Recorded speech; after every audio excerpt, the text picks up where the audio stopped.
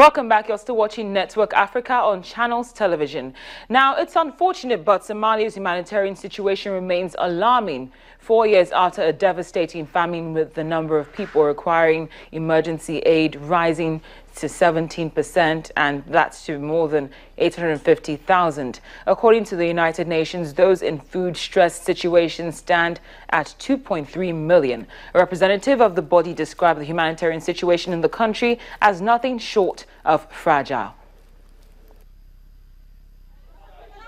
My most important message actually today would be that while saving lives and livelihoods continues to be very important, we must simultaneously also address underlying causes.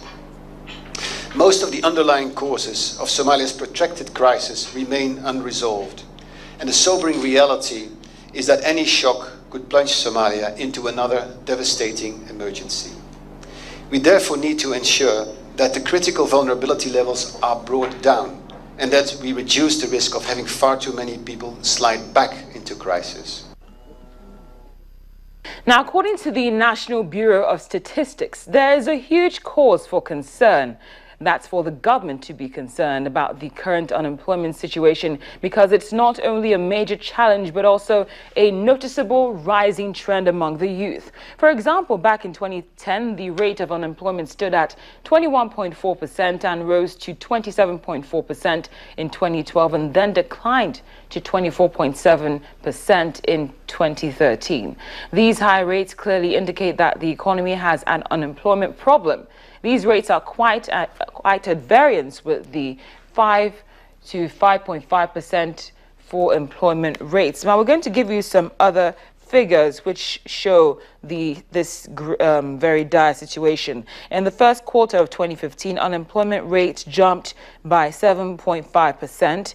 12.2 million Nigerians are said to be underemployed, and these are figures from the National Bureau of Statistics. 17.7 million aged between 15 and 65 are either unemployed or underemployed, and unemployment and underemployment more pronounced in women than what we find in male situations. 44.3% of the youth are also unemployed or underemployed.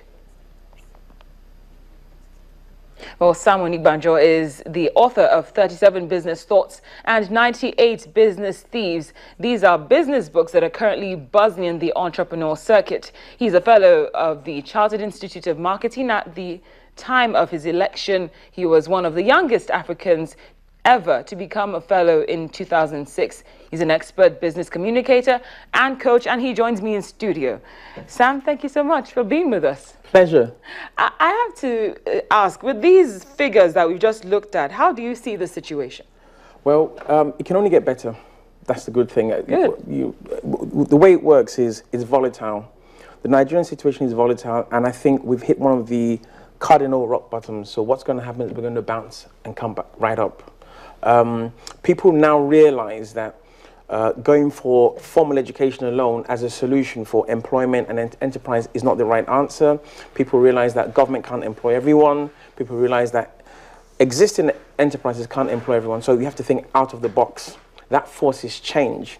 One thing that is consistent in life is change. So rather than being lackadaisical and sitting in the same place, people realize that we have to do new things. That's why we have new businesses coming up. And really, I think the statistics you read there was something about young people, 44% unemployed. And this is a pivotal time for them, because Nigeria's young population are apparently the largest young population in Africa, and it's a great opportunity to shift gear from an underserved economy to one that we can actually boom, because we're connected to the internet. And by this I really mean that all we need to do in Nigeria is to start thinking about how we can tap into global markets, global trades, global economics, things specific like, for example, Forex, $5 trillion a day of trade.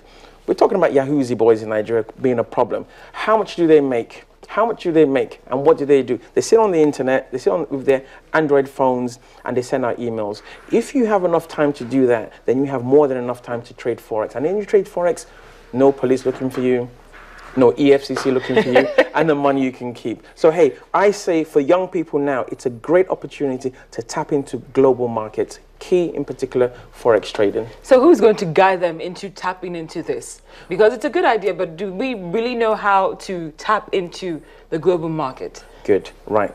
The first thing you need to do, if you're listening to this, you're watching this, is take advantage of YouTube.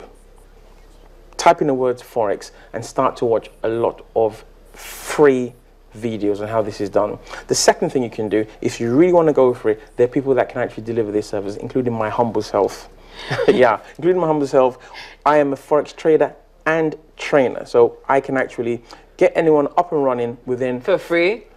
What I said last week in Abuja, I had the opportunity of doing a presentation to the Vice President, His Excellency, Professor Onigbanjo, and I said I'll engage 100 young people at no cost if they were going to arrange all the modalities. I'll do it, but just 100. The next set, it cost £1,200 a person, so work that pounds a person, so work that in naira.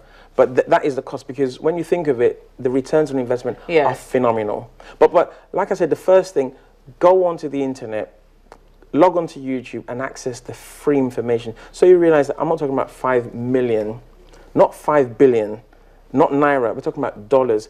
Every 24 hours, $5 trillion moves, and that's how people are making money. And, you know, just to buttress his point, and people are looking at him thinking, what's he talking about?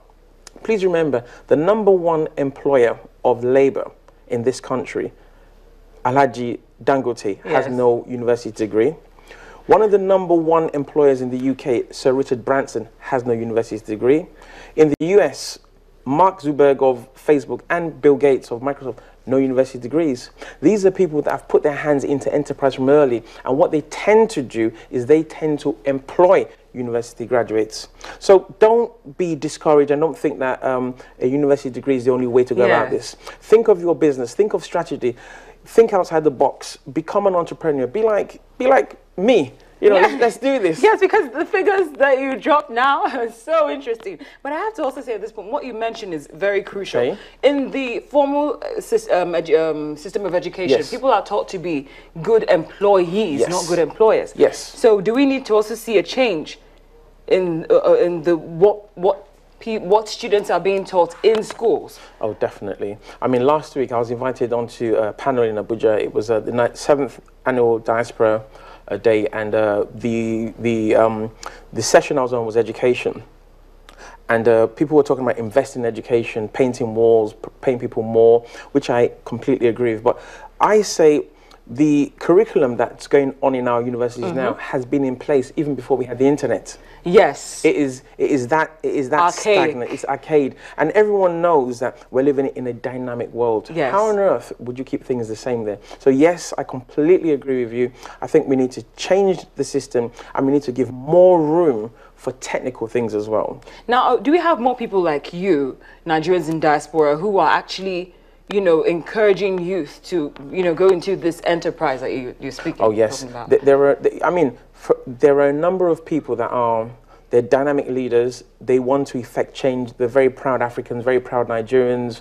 And what people are doing individually is, where possible, they're bringing about influence and change. We're trying to make sure that the next generation don't, in the UK, become, in quote, cleaners, or in quote, permanent employees. Yes. There's enough room in the sky to fly, and if there's one set of people that have industry in them, it's Nigerians. So I know all we need to do is just keep on pushing for ourselves. Well, thank you so much. But before I let you go, I just need to ask that last bit. Okay. We need to note that. Okay. Go to YouTube and search for what? Forex. That's F-O-R-E-X. And the figure, what was that? It's $5 trillion every single working day. And anybody can?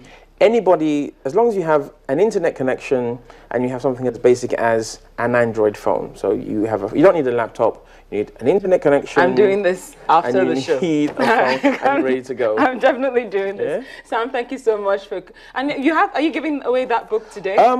I gave you one already. Yes, but this is for the viewer who will tweet first at Net Africa CTV. I'm taking this for the viewer because, okay. come on, everybody wants this, a share of this Okay. So if you want this book, that's 37 Business Thoughts by Sam Onigbanjo, who is with us in studio. Tweet at us at Net Africa CTV. You'll see the handle just after at the end of the show. Thank you so much for joining us. Now, still to come on Network Africa. It's our Africa Tech segment, and we take a look at internet challenges familiar to Africa.